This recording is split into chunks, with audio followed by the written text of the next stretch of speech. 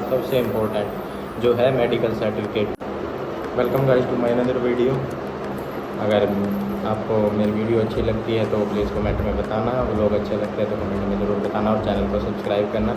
और इतना प्यार देने के लिए मेरे चैनल को बहुत बहुत धन्यवाद आपका। और आप जैसे आपके बहुत सारे क्वेश्चन आ रहे थे, सर मेरा इतना परसेंटेज पे सिलेक्शन हो जाएगा क्या, इतना पे हो जाएगा क्या, आप पूछ रहे थे बाइक का पेट्रोल का खर्चा कैसे निकलता है, सरकार बाइक देती है क्या, इन सभी क्वेश्चन के आज जवाब देंगे। आप कह रहे थे एक प्रॉपर वीडियो बना दो कि वेरिफिकेशन की, ज्वाइनिंग की, सभी की, जैसे लिस्ट में नाम आता है उससे लेके ज्वाइनिंग तक की सारी प्रोसेस मैं बताऊंगा आज इस वीडियो में। अब इस टाइम जो वैकेंसी निकली हुई है उसका आपने फॉर्म अप्लाई कर दिया है, जिन्होंने नहीं किया वो जल्दी से अपना फॉर्म अप्लाई कर ले। अगर जिसने अप्लाई कर दिया है फॉर्म, और उसका एक ये फॉर्म की लास्ट डेट है, उसके बाद फॉर्म करेक्शन की भी डेट है, उसके बाद 1 महीने बाद इसका रिज़ल्ट आएगा। हर बार 1 या 2 महीने बाद आ जाता है, तो 1 या 2 महीने बाद जो आपने ईमेल दी है जिसमें फॉर्म अप्लाई किया, तो जो आपने ईमेल दी है उसी मेल पे एक नोटिफिकेशन आएगा। ना ही तो कोई यहाँ से कोई कॉल करता वेरिफिकेशन के लिए, ना ही कुछ और, सिर्फ एक मेल आती है। उस मेल में लिखा होता है, ये आपका रजिस्ट्रेशन नंबर है, वो आपको मैं दिखा दूंगा, इस तरफ देख लेना। जैसे मेरी मेल आई थी वैसे ही समझ लेना। आपका रजिस्ट्रेशन नंबर होता है, जैसे उसमें लिखा होता है आपका रजिस्ट्रेशन, आप फर्स्ट वेरिफिकेशन के लिए आपको बुलाया गया है, तो उसमें लिखा होगा आपको कि कहाँ बुलाया गया है, तो वहाँ पे वेरिफिकेशन के लिए आपको जाना है। डॉक्यूमेंट्स उसके नीचे लिखे होंगे, जो डॉक्यूमेंट्स आपको लेने जाने हैं। एक बार मैं भी बता देता हूँ डॉक्यूमेंट्स आपको कौन कौन से तैयार रखने हैं डॉक्यूमेंट्स वेरिफिकेशन के लिए। सबसे पहले तो 10th मार्कशीट होनी चाहिए आपको, ज़रूरी है जो 10th मार्कशीट, उसी के बेस पे होगा। आपका SC हो, OBC हो तो कास्ट सर्टिफिकेट होना चाहिए। अगर EWS कैटेगरी से फॉर्म फिल किए तो EWS सर्टिफिकेट होना चाहिए, जो कि सेंट्रल का होना चाहिए। अगर उसी स्टेट में अप्लाई कर रहे हो जिस स्टेट में आपका रहते हो तो स्टेट का EWS चल जाएगा, नहीं तो सेंट्रल का होना चाहिए। अगर स्टेट में अप्लाई कर रहे हो तो EWS सर्टिफिकेट, कास्ट सर्टिफिकेट हो गया। उसके बाद आपका आधार कार्ड होना चाहिए आपके पास, वो तो कंपलसरी है आधार कार्ड भी।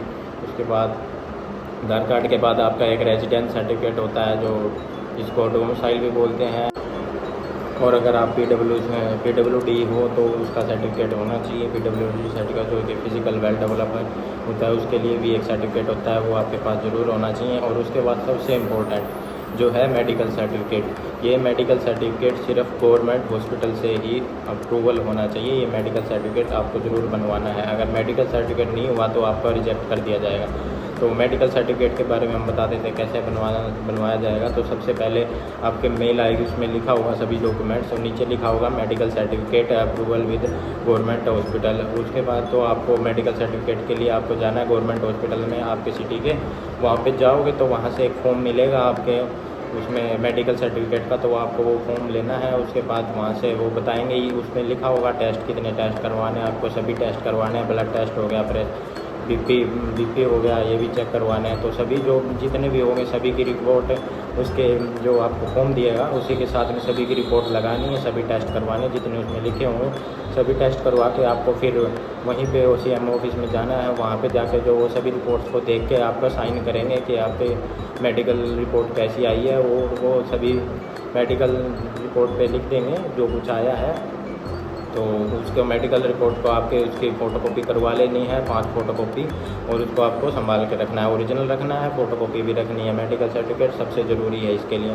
तो जब उसके बाद जो आपका सारा फॉर्म कंप्लीट हो जाएगा तो आपके पास जो मेल आई है उसमें टाइम दिया गया होगा, इससे पहले आपको वेरिफिकेशन के लिए आना है, तो उसके लिए आपको टाइम मिल जाएगा मेडिकल सर्टिफिकेट बनवाने के लिए। तो आप आराम से बनवा लेना। और जब जिस दिन आपको जाना हो तो उस दिन आप सभी डॉक्यूमेंट्स लेके जाना है, और सभी डॉक्यूमेंट्स ओरिजिनल डॉक्यूमेंट्स होंगे, और उनकी सभी की 5-5 फ़ोटोकॉपी ज़रूर रखना। वैसे लगती तो 2-2, यह 5-5 रखना, आप क्या पता क्या काम पड़ जाए। तो सभी डॉक्यूमेंट्स की फ़ोटोकॉपी होनी चाहिए, 5-5 आपको लेके जानी है उन्हें। तो वेरिफिकेशन के टाइम से आपको कोई क्वेश्चन वगैरह तो पूछेंगे नहीं, तो घबराने की कोई ज़रूरत नहीं है। आपसे जो भी आपका जो डॉक्यूमेंट्स होंगे सभी वो अपने सिस्टम से वेरीफाई करेंगे। और एक बात ज़रूर ध्यान रखना, जो आपकी 10th मार्कशीट है वो डिजी लॉकर से वेरीफाई ज़रूर होनी चाहिए, उसको वेरीफाई कर लो अभी। और वो देखेंगे, क्योंकि अगर उनको डिजी लॉकर पे वेरीफाई नहीं मिली तो वो आपका फॉर्म रिजेक्ट भी कर सकते हैं। तो डिजी लॉकर से ज़रूर 10th की मार्कशीट वेरीफाई रखना। मेरी तो वेरीफाई थी, वहाँ पे जो बच्चे आए थे उनके 1-2 की नहीं थी, तो उनको रिजेक्ट कर दिया था। तो वेरीफाई होनी चाहिए डिजी लॉकर से। वो सभी डॉक्यूमेंट्स एक एक करके लेंगे, सभी को अपने सिस्टम से वेरीफाई करेंगे। जब उनके सभी डॉक्यूमेंट्स वेरीफाई हो जाएंगे तो उसके बाद वो आपको बहुत टाइम मतलब उसके बाद वो आपको एक लेटर सा देंगे, भाई उसमें लिखा होगा कि आपकी फ़र्स्ट वेरिफिकेशन कंप्लीट हो गई है, अब सेकंड वेरिफिकेशन के जहाँ बुलाएंगे वहाँ जाना पड़ेगा। तो उसके कुछ दिनों बाद ही सेकंड वेरिफिकेशन का एक नोटिफिकेशन आएगा, जैसे फर्स्ट का आया वैसे ही सेकंड का ईमेल आएगा।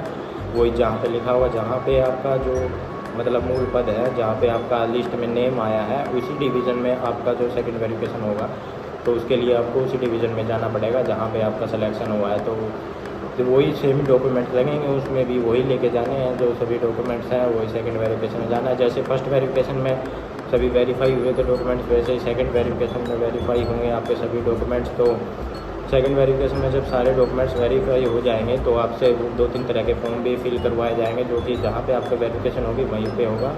वो आपको बता देंगे सब कुछ, आपको कोई दिक्कत नहीं है, आप कर लेना जैसे फिल करना है।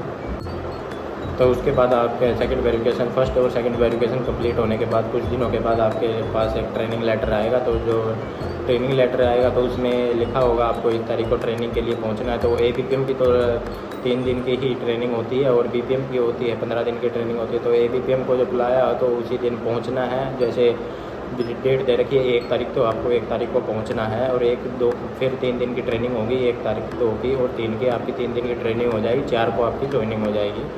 और 3 दिन ट्रेनिंग के बाद आपकी 4 को आपकी ज्वाइनिंग हो जाएगी। ज्वाइनिंग ऐसे कुछ होगी जहाँ से आपका जो BO है, आपको BO मिला होगा वहीं BO पे जाना होगा, वहाँ से ओवरसियर रहते हैं वो आपको जाएंगे, आप पे चार्ज रिपोर्ट बनाएंगे, आपको चार्ज देंगे।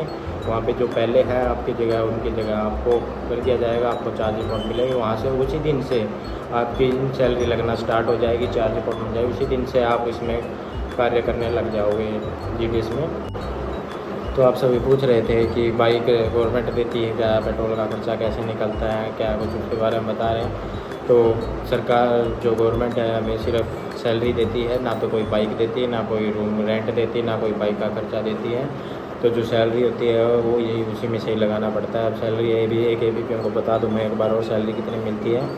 जो बेसिक सैलरी है वो 10,000 सैलरी है और उसका जो 50% ये लग के भी आता है, तो 50% 10,000 का 5,000 हो गया, तो 15,000 सैलरी हो जाती है। तो उसके बाद 180 रुपये अलाउंस, साइकिल अलाउंस मिलते हैं और 25 रुपये स्टेशनरी चार्ज मिलते हैं। तो टोटल सैलरी है वो एक ABPM की वो है 15,205 रुपये, जो हर महीने एक ABPM को सैलरी मिलती है।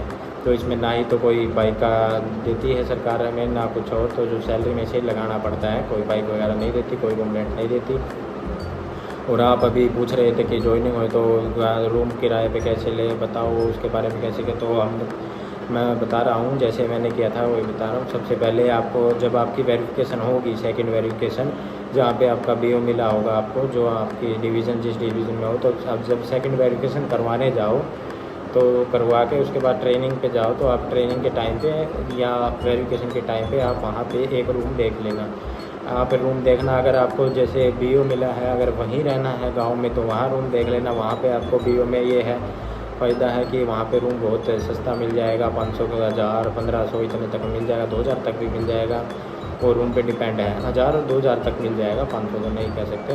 तो अगर आप वहाँ लोगे तो वो आपके लिए फ़ायदा है। अगर आपको वहाँ BO में सही नहीं लगता, आप शहर में लेना चाहते हो जहाँ आपका SO है, तो वहाँ भी आप ले सकते हो। वहाँ भी रूम मिल जाता है 2-3 हज़ार तक में, या 2000 में भी बढ़िया रूम मिल जाता है आजकल।